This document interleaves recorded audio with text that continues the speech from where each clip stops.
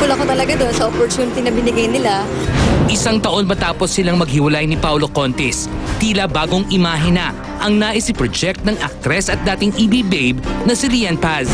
Isang mapangahas na Lian ang sumabak sa photoshoot para sa isang men's magazine.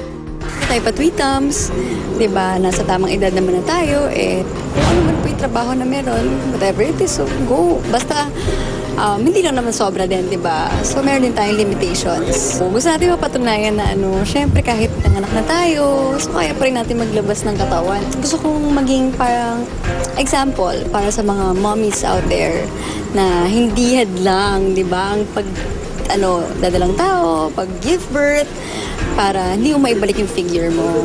Whatever she does with her career is her, di ba? Is her decision. Wala na ako doon.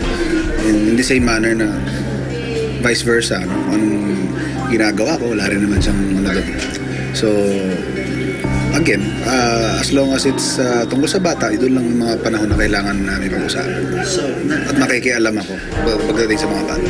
Bagamat nauugnay ngayon ang aktres at negosyanteng si John Cabahog mula sa Cebu, nanindigan si Lian na magkaibigan lamang sila.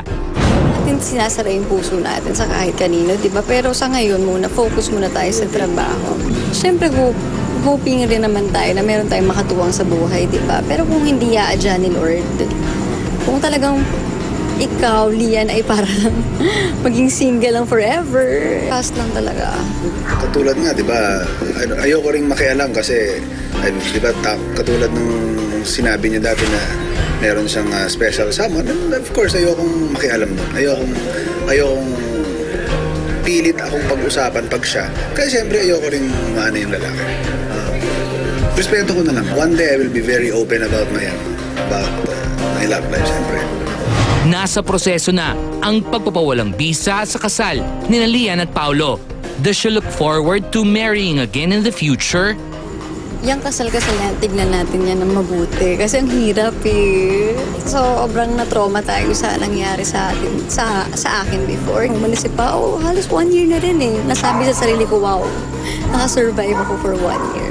Isang malaking pagsubok siya na nalampasan ko and ngayon sobrang tapang ko na sa lahat ng bagay. Samantala, sa unang pagkakataon ay inamin ni Lian ang malaking paghanga sa dalawang kapuso actors. Crush ko siya kasi magaling siya umarte, may ganun. Natutuwa ako sa batang. Bata talaga ha. Hindi bata pa naman kasi talaga siya. Si Alden. Ang bait niya. Ang bait. Tapos, seryoso sa trabaho. Nakakatuwa lang. I'm looking forward po sana. Mabigyan po kami ng chance talaga. Oo. Si Alden naman talaga yun. Ever since, kaibigan ko naman talaga. Hindi ka mapapagod sa trabaho kasi enjoy talaga.